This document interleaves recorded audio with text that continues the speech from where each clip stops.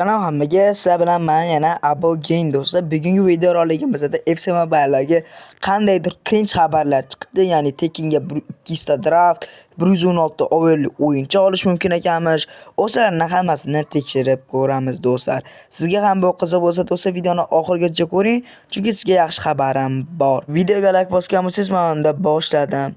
Bizning birinchi yangiligimiz bizga keladigan, ya'ni bu yil keladigan barcha eventlar haqida ma'lumot chiqdi do'stlar. Ekraningizda ko'rib turishingiz mumkin. Hozirda do'stlar biz Braziliya va Italiyani kutmoqdamiz.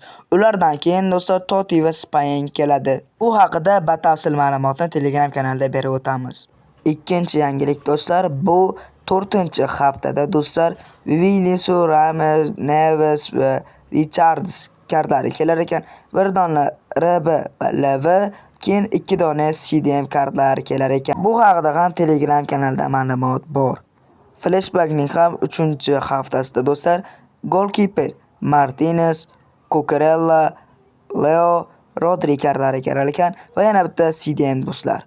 O'zi CDMlar juda ham ko'payib ketgan paytda yana CDM qaytarmoqda FC Mobile. Va mana do'stlar, Italiyadan kimlarning kelishini o'zingiz ko'rib turibsiz.